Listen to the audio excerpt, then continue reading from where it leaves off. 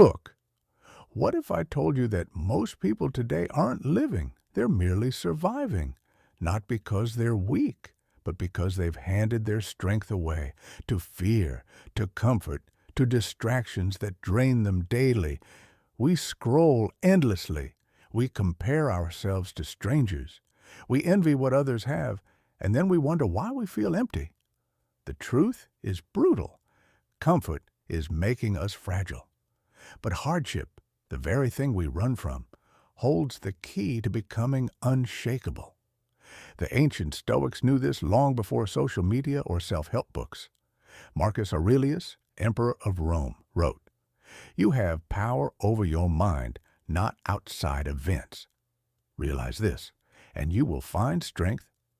That's not just philosophy. That's a battle cry. Stoicism doesn't make life easier, it makes you unstoppable. Introduction. In this video, we're going deep into 12 powerful Stoic lessons that will rewire how you think, act, and endure. These aren't pretty quotes to hang on a wall. These are battle-tested truths that guided emperors, warriors, and philosophers through wars, betrayals, and death itself, and they're just as relevant now as they were 2,000 years ago. Each lesson is designed to make you mentally stronger, emotionally grounded, and spiritually unshakable. But before we begin, I need you to do one thing. Don't treat this like background noise. This isn't just another motivational clip to half-watch while scrolling. This is your wake-up call. If you're serious about growth, like this video right now, drop a comment when a lesson hits hard. Share it with someone who needs this. And most importantly, watch until the end, because missing even one lesson could cost you clarity or strength in a moment that matters most. Welcome to Sculpted Grace. Let's begin. Lesson 1. Embrace discomfort like a friend. We've been taught our whole lives to avoid pain, but the Stoics flipped that belief on its head. They trained themselves to lean into discomfort, to treat hardship not as an enemy, but as the forge that shapes strength. Ask yourself this: when did you grow the most in life? Was it when everything was comfortable and easy? Or was it when life knocked you down, when you were forced to rise or stay broken? The Stoics knew the answer. Marcus Aurelius ruled during wars, plagues, and betrayal, yet he wrote about staying calm, steady, and composed. He didn't run from discomfort. He welcomed it as the path to greatness. As he said, the impediment to action advances action. What stands in the way becomes the way. Discomfort isn't there to destroy you. It's there to train you. Every obstacle is a chance to sharpen your will. Every rejection is a test of resilience. Every delay is a lesson in patience. Modern life tells us, avoid pain, avoid struggle. Stoicism whispers back, train for it. That cold shower you don't want to take, train in. That difficult conversation you've been avoiding, training. That workout when you're tired and don't feel like moving, training. Seneca, another Stoic, would sleep on the floor, eat plain food, and wear rough clothing just to remind himself that if life ever stripped him bare, he'd already be ready. And here's the truth. Discomfort is not your enemy. It's your mirror. It shows you who you are, but more importantly, who you're becoming. When you avoid discomfort today, you set yourself up for greater suffering tomorrow. But when you lean into it, when you willingly walk through fire, something shifts. You stop fearing the pain. And that's the beginning of freedom. So from now on, treat discomfort like a sparring partner. It might bruise you, but it's building you. I want you to drop this affirmation in the comments. Discomfort is my training ground. Lesson 2. Stop being owned by your emotions. Your emotions are powerful, but left unchecked, they can make you weak. Anger, jealousy, fear, sadness, these are natural. But the Stoics understood that being owned by them is slavery. Marcus Aurelius wrote, "You have power over your mind, not outside events. Realize this, and you will find strength." Think about that. You can't control what happens to you, but you can control how you respond. That's real power. The truth is, most people today are emotional slaves. Someone insults them online, and their whole day is ruined. A relationship fails, and they spiral for months. A dream doesn't come true on their timeline, and they crumble. That's not strength. That's weakness disguised as normality. Stoicism teaches you that emotions are signals, not commands. Anger can show you what matters. Fear can reveal where you need to grow. Sadness can point to what you've lost. But none of them should dictate your actions. Seneca said it best. We suffer more in imagination than in reality. And he was right. Most of our pain doesn't come from what actually happens, but from the endless replay in our minds. The story we tell ourselves over and over again. When you let your emotions control you, you lose twice. Once from the event itself, and again from your reaction to it. But when you master your emotions, you win twice. Once by enduring the moment, and again by transforming it into strength. Here's how to apply this today. The next time someone cuts you off in traffic, pause. Instead of raging, remind yourself, this is training. The next time a coworker or family member disrespects you, don't take the bait. Recognize that their behavior is their burden, not yours. The next time fear tries to stop you from pursuing something important, ask, what would the Stoics do? The answer, they would act with courage, not hesitation. You can't stop emotions from arising, but you can stop them from ruling you. And once you master that, you become untouchable. The world can throw storms your way, but inside, you remain calm, steady, and unshaken. That's not numbness. That's mastery. Drop this affirmation in the comments. I control my emotions. They don't control me. Lesson 3. Focus only on what you can control. If there's one principle at the very heart of Stoicism, it's this. Control what you can. Let go of the rest. Epictetus made it clear in his Enchiridion. Some things are in our control and others not. That's the line. That's the filter through which every single challenge in life should pass. Most people waste their energy fighting battles they cannot win. They obsess over how others see them, what society thinks, whether the economy will crash, whether someone will like them back. But here's the truth. You control none of that. The Stoics would call this madness, pouring your energy into what was never yours to command. Instead, your focus must be razor sharp. Your thoughts, your choices, your discipline, your actions, that's it. That's your kingdom. Everything outside that, it's not freedom. It's slavery, because you're letting things beyond your control dictate your peace of mind. Marcus Aurelius lived this lesson daily. Imagine being emperor of Rome. Wars, betrayals, plagues, politics. He could have gone insane under the weight of it all. But instead, he wrote to himself, "You have power over your mind, not outside events." That reminder kept him sane in a world on fire. Now think about your own life.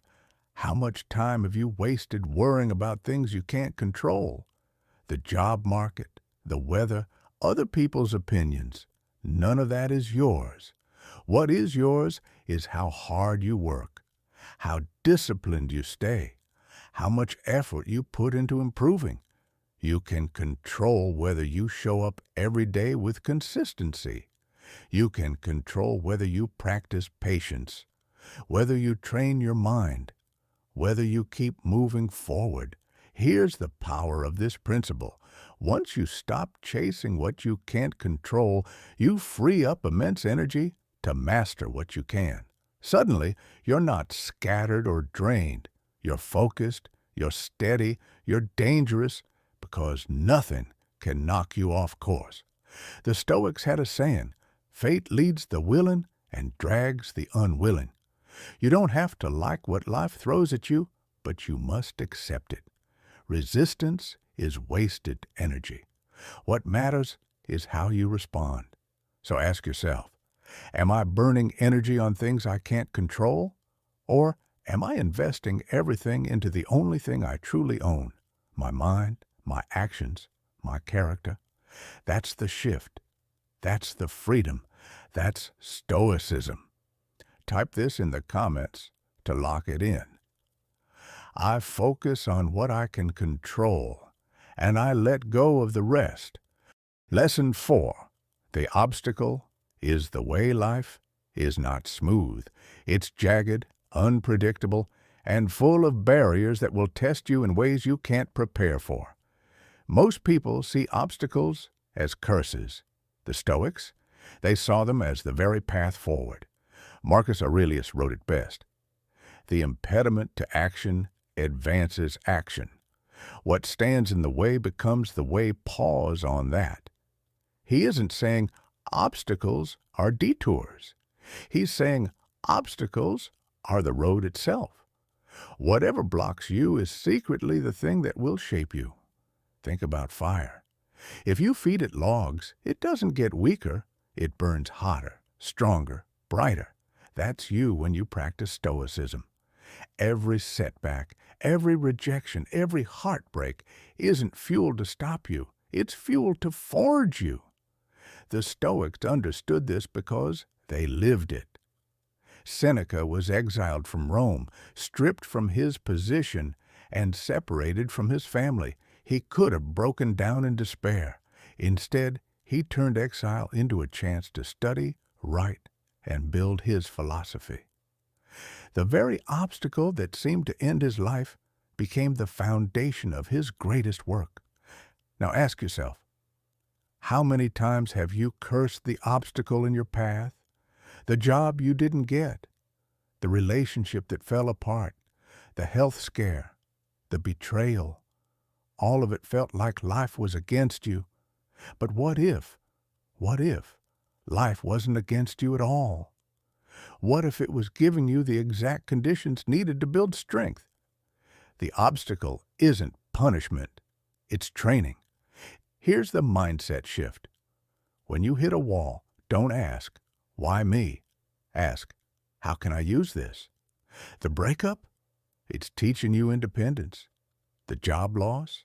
It's pushing you toward growth. The injury? It's giving you patience, resilience, gratitude. The failure? It's giving you knowledge that success never could. You either let obstacles bury you, or you stand on them and rise higher. In my own journey, I once faced what I thought was the end of everything I had worked for. A project I'd poured years into collapsed overnight. At first I felt crushed, but slowly, through the words of Marcus Aurelius, I realized something. I could either let this defeat define me, or I could turn it into fuel. I chose fuel. And that collapse became the foundation of something far greater.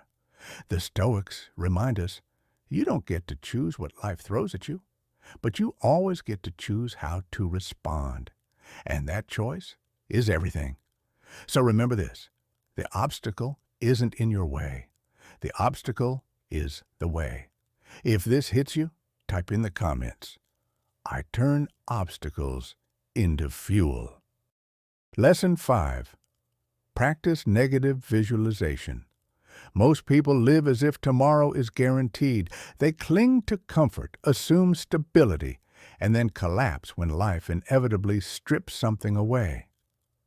The Stoics refused to live in that illusion.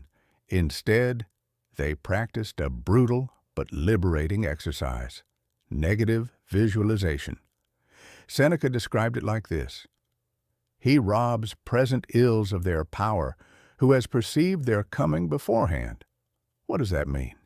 It means imagining the loss before it happens, so you're never owned by it. Think about it. You fear losing money, so you stay anxious, desperate, trapped. You fear losing loved ones, so you avoid saying what you truly feel, wasting time in silence. You fear losing your health, but you don't live fully with the health you have now. The Stoics flipped this. Every day they'd remind themselves, what if this was my last sunrise? What if this meal was my last? What if the person I love is gone tomorrow? Dark? Maybe. But powerful? Absolutely. Because instead of breeding fear, it breeds gratitude. Suddenly, you look at your morning coffee and think, this might be the last one I ever taste, and you savor it. You look at your friend or partner and think, what if this is the last time I see them? And you love them harder, deeper, more authentically. You look at your own body and think, what if tomorrow I can't move like this? And you push yourself with urgency. Negative visualization doesn't depress you, it wakes you up. It makes you alive. Epictetus reminded his students, never say of anything, I have lost it, but I have returned it. Has your child died? It has been returned. Has your wife died? She has been returned. That's not coldness, that's freedom. When you realize nothing was ever truly yours, you stop clinging, you stop panicking, you stop being shocked when life takes what it always could. And ironically, this detachment allows you to love more, not less, because you're no longer loving with fear. You're loving with presence. Try this. Tonight, before bed, picture losing one thing you take for granted. Maybe it's your job. Maybe it's your home. Maybe it's the person sleeping beside you. Imagine it gone. Feel the sting. Then open your eyes tomorrow and notice how grateful you are to still have it. That's negative visualization in action. The truth is, we don't control how long we get to keep anything, but we do control how deeply we appreciate it while it's here. And when life eventually takes it away, you won't break. You'll nod, breathe, and whisper, I trained for this. Drop this in the comments. I live with gratitude, not attachment. Lesson 6. Control the narrative. Control your life. Here's a brutal truth. Events don't break us. The stories we tell ourselves about those events do. The Stoics hammered this point over and over. Marcus Aurelius said, if you are distressed by anything external, the pain is not due to the thing itself, but to your estimate of it. And this you have the power to revoke at any moment. Think about it. Two people can experience the exact same event. One loses their job and spirals into despair, telling themselves, I'm worthless, I'll never recover. Another loses their job and reframes it. This is my chance to reinvent myself. This is a test. Same event, different narrative, totally different outcome. Most people live enslaved by automatic stories. They fail once and label themselves a failure. They get rejected and assume they're unlovable. They face hardship and assume the world is against them. That story, not the reality, becomes the prison. The Stoics knew better. They treated every situation like raw material. Epictetus compared it to an athlete training.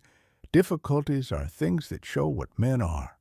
In other words, your interpretation is the battlefield. Modern life constantly feeds us disempowering narratives. You're behind. You're not enough. You're unlucky. You can't, but you don't have to swallow them. You get to choose a different script.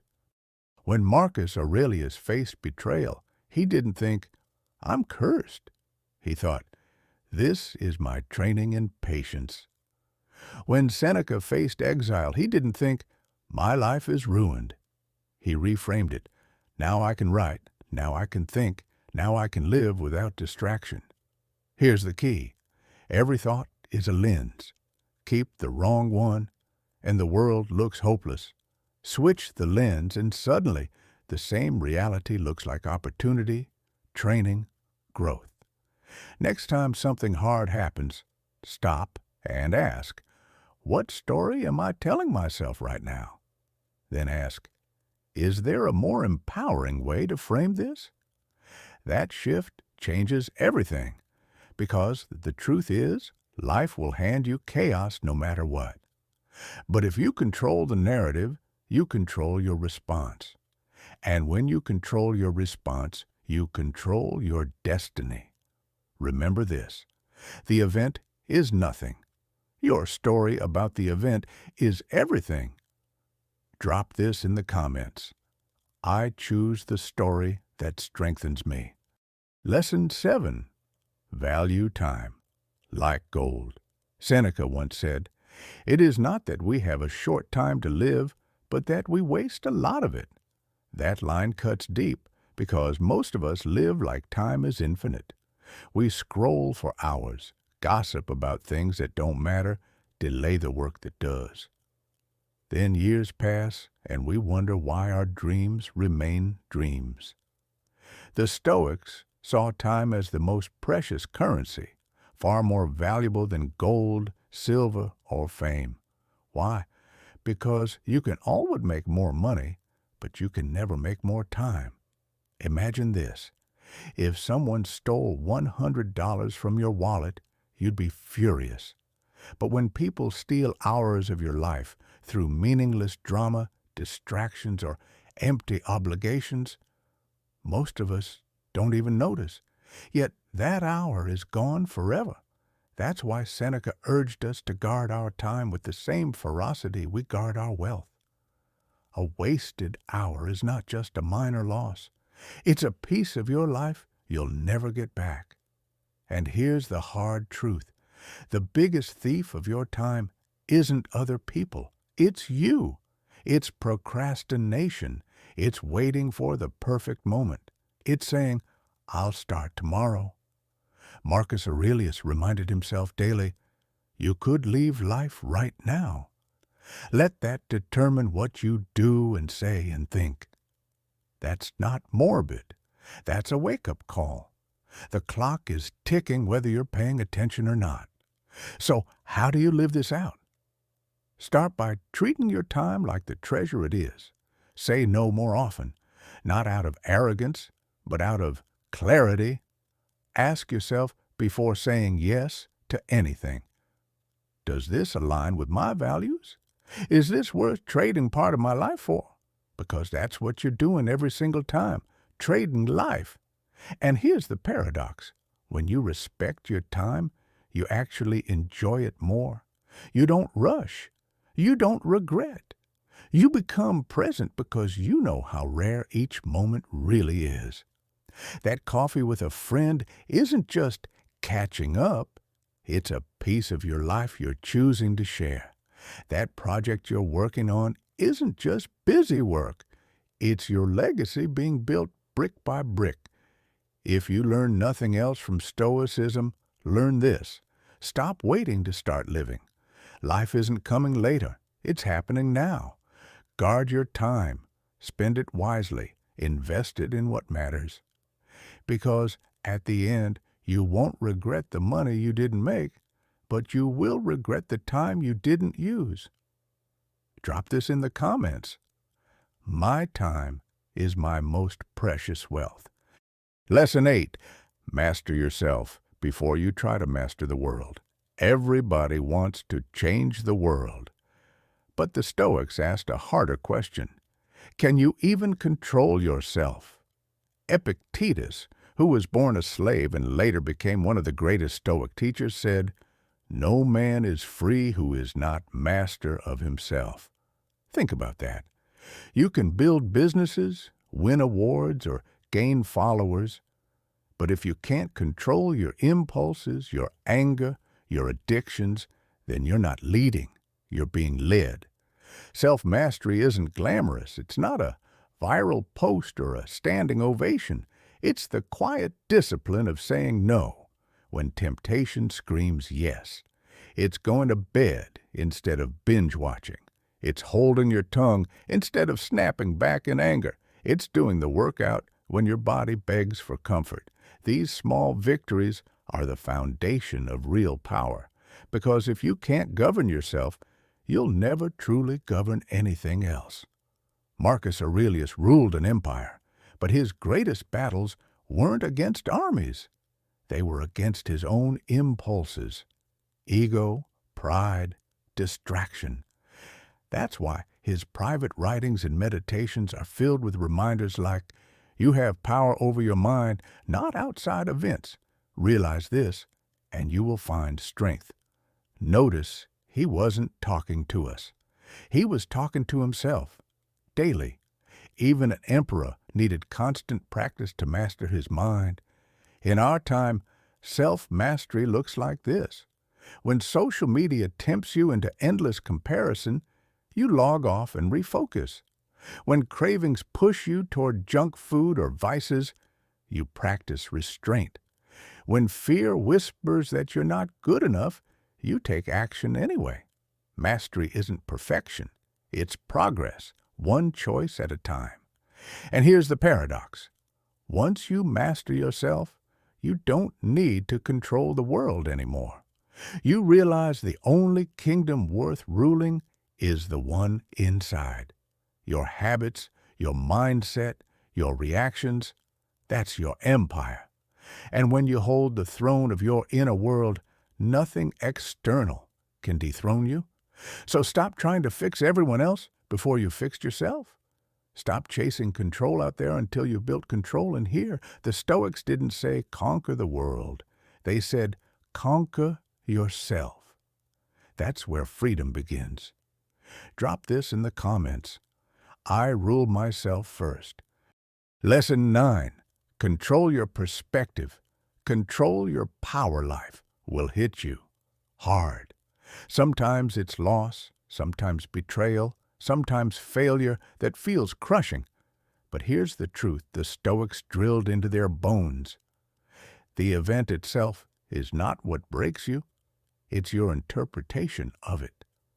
Marcus Aurelius said, if you are distressed by anything external, the pain is not due to the thing itself, but to your estimate of it. And this you have the power to revoke at any moment. Think about that. The job loss, the breakup, the rejection, those aren't inherently destroying you. It's the story you attach to them. I'm worthless, I'm cursed, I'll never recover. That's what creates the suffering. Shift the story. Shift the power. Instead of, this ruined me, you tell yourself, this trained me. Instead of, this is the end, you say, this is my beginning. Same event, new lens, entirely different life. The Stoics weren't naive. They didn't deny reality or pretend everything was fine. They simply knew that perception was the battlefield. Epictetus reminded his students constantly, men are disturbed not by things, but by the view which they take of them. In other words, it's not the storm that sinks you, it's the way you steer your mind through it. Here's a modern example. Imagine two people miss the same flight. One curses, spirals into anger, ruins their whole day. The other shrugs, opens a book, and uses the extra time to learn. Same event. One lives in rage, the other in peace. The difference? Perspective. You can't always control what happens, but you can always control how you frame it. See obstacles as training. See delays as patience practice. See pain as proof you're alive and capable of enduring more than you thought. When you do this, life loses its power to crush you. Instead, it starts to shape you. From now on, remember this law. The story you tell yourself about your struggle determines whether it breaks you or builds you. Change your lens, change your life. Drop this in the comments. I control my perspective. Lesson 10. Speak less. Do more. Words are cheap. Actions are gold. Modern life is drowning in noise, social media updates, opinions, constant chatter. Everyone wants to say they're strong, disciplined, wise, but how many actually are? The Stoics knew that true power isn't proclaimed, it's demonstrated. Marcus Aurelius wrote, "Waste no more time arguing about what a good man should be." Be one, think about it. You can talk about your goals, your discipline, your plans, your vision, but unless you act, you're just background noise in someone else's life. Stoicism teaches the hard, unglamorous truth. Talk less, do more, and let results speak. Seneca, Epictetus, and Aurelius didn't need followers to validate them. They didn't seek applause for virtue or courage. They lived it. When the storm hit, they acted. When the challenge appeared, they responded. The world doesn't reward intentions, it rewards execution. Here's the brutal modern truth. How many hours are wasted scrolling, debating, or complaining while real action is delayed? Every postponed workout, every ignored email, every avoided confrontation is a step away from your potential. Your words may impress someone for a moment, but your deeds echo through time. Start small. Say less about what you'll do tomorrow and do more today. Stop announcing your fitness goals. Just train. Stop posting, "I'll write a book someday." Write a page today. Stop explaining how you'll improve your mindset. Meditate, journal, act. Let the transformation be visible. Let the results do the talking. There's incredible freedom here. When you act first and speak later, you stop seeking external validation. You stop measuring your worth by applause or recognition. Your value is measured in results, not promises. From now on, make this your mantra. I will do more than I say. Actions build momentum, clarity, and power. Words without action are just smoke. Comment below. I act first, speak later. Lesson 11. Build inner fortress, not outer approval. This is where most people fail. They build walls of ego, popularity, and approval instead of walls of virtue, resilience, and self-mastery. Social media, peer pressure, toxic relationships, they all tempt you to seek external validation.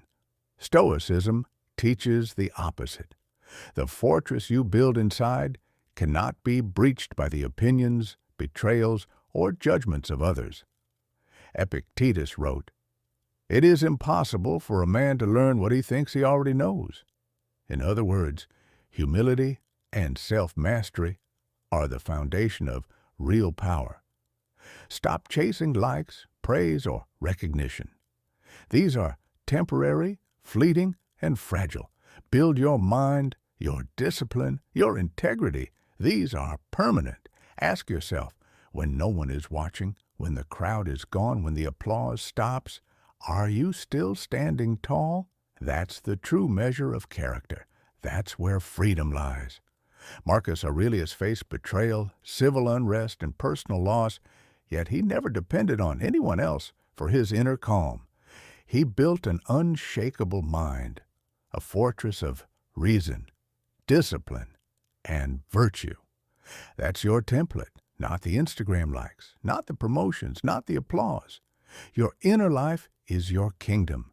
Protect it, nourish it, expand it. From today, build an inner fortress. Each act of discipline, each choice of integrity, each rejection of superficial validation strengthens the walls.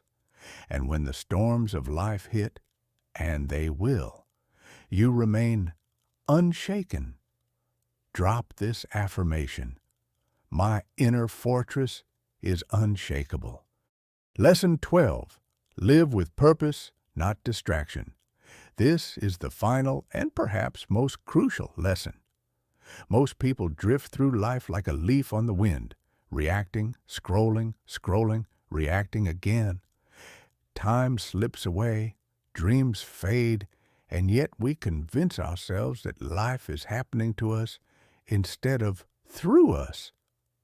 Stoicism shatters this illusion. You are not a passenger, you are the captain. Marcus Aurelius wrote, "Do every act of your life as though it were the very last act of your life." That's not fear-mongering, that's clarity, that's urgency, that's power. Every wasted hour, every meaningless scroll, every half-hearted effort is a theft of your life, and no one will return it to you. Stoicism teaches relentless focus on what matters: virtue, growth, mastery, action. Distractions are everywhere. Phones, opinions, envy, comfort, ego. They promise relief, but deliver stagnation. A Stoic sees through them. You learn to say no to the trivial, so you can say yes to what shapes your mind, body, and soul. Seneca said, "It is not that we have a short time to live, but that we waste much of it." Time is your most precious currency. Every moment spent in distraction is a moment you'll never reclaim. So take stock. How are you spending today? Are you building yourself, your character, your mind? Or are you surrendering your life to noise? Living with purpose doesn't mean chasing perfection. It means clarity of intention. Every action aligns with your values. Every decision reflects your principles. Every choice sharpens your mind, strengthens your will, or expands your soul. Here's how to start. Define your purpose. What matters most to you? What legacy do you want to leave?